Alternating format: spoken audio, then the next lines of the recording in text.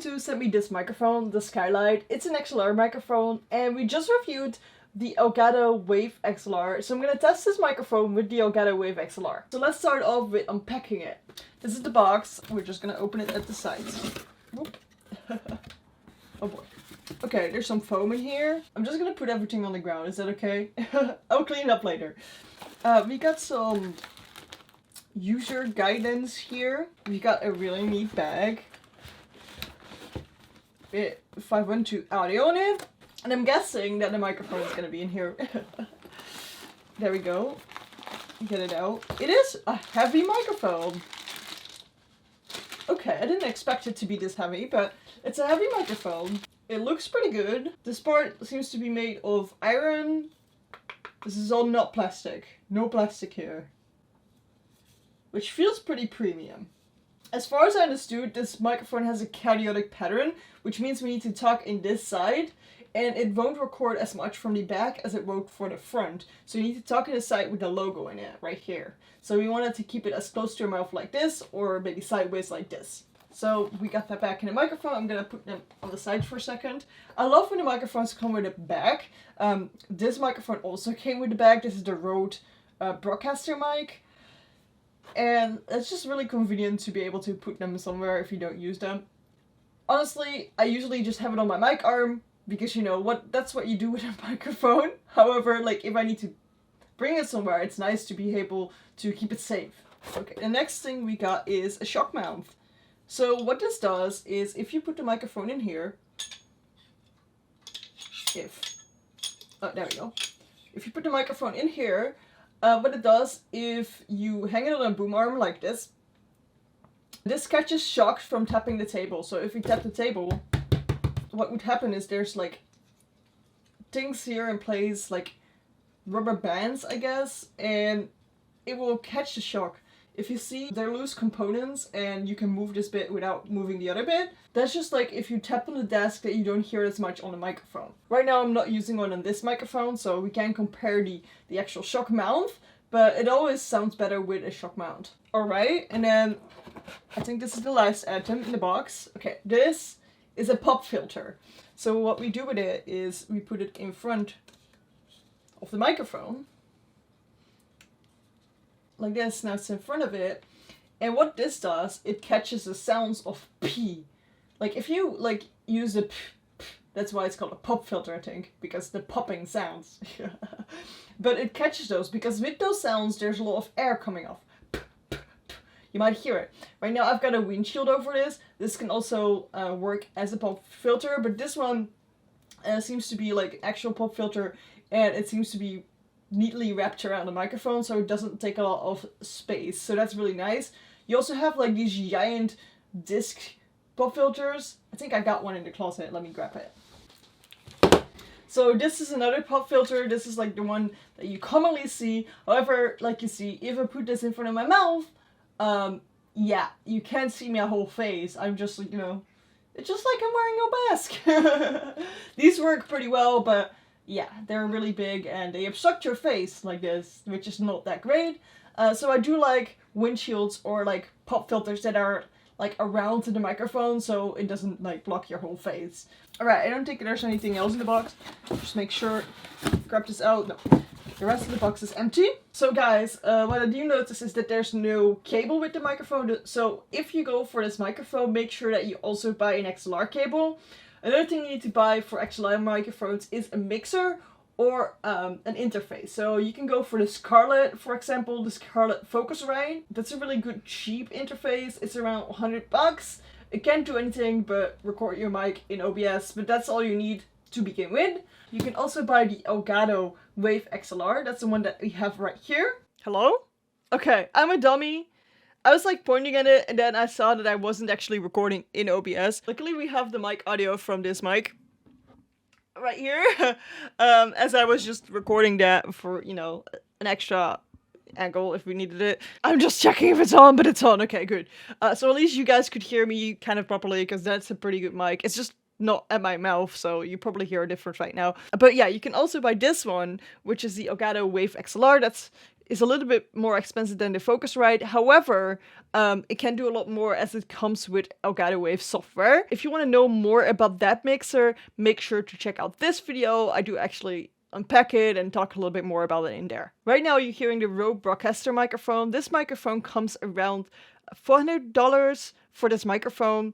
We're going to compare it with this microphone, which is just half the price for $200. So if you're looking for a little bit of a cheaper alternative, even though you want to have that studio quality still there, you want to have a top quality microphone, however you don't want to pay $400 for it, this might be a good alternative. But we're going to test it because we don't know yet, huh? So what we're going to do is I'm just going to put this back in the pop filter and stuff like that, and I'm going to put it on the mic arm, and we're going to see how it sounds. Oh wait, the bottom is also turning with it. Oh! Everything's turning. Okay. Oh, it starts to tighten up. Okay.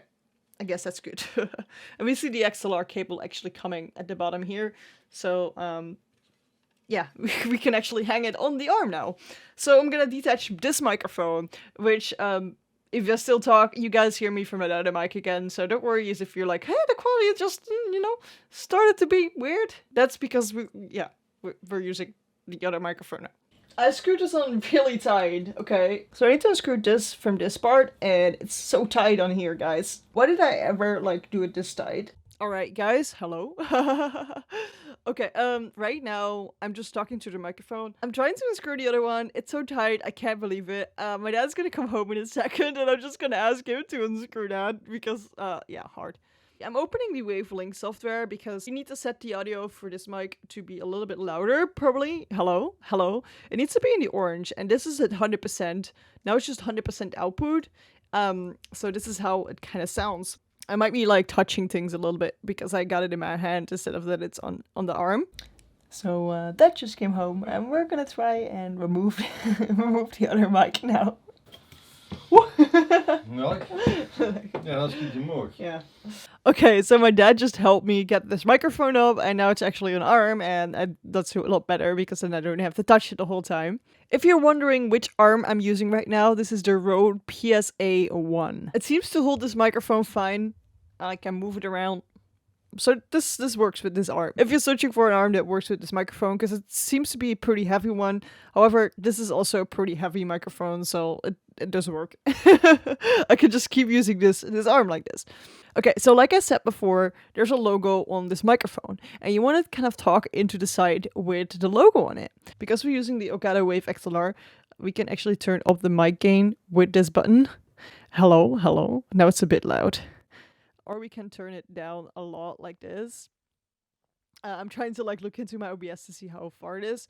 But what you want to do if you're recording, you kind of want it to have it to be in the orange section of your OBS. So you have like this bar in OBS that kind of like tells you how loud your audio is. You want it to be in the orange. If you have problems that sometimes it goes in the red, but most of the time it's in orange, what you can do is you can put a limiter on. Now if you start screaming, it won't go in the red. Or at least not as much. I'm not an audio expert at all. I'm just a streamer like you guys. And the way I want to go about these kind of reviews is just showing you guys what I found and what I think about it and how I think it sounds and, you know, how it looks and stuff like that. And you guys can form your own opinions by just watching the video. I'm not here to say which products you need to buy because, frankly, I don't care what you buy. Like, if it's your setup, go ahead.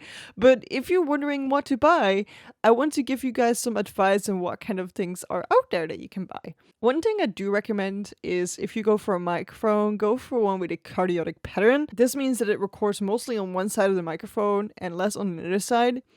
If I would talk here, you would hear me less, or here. You would just hear me less than right here.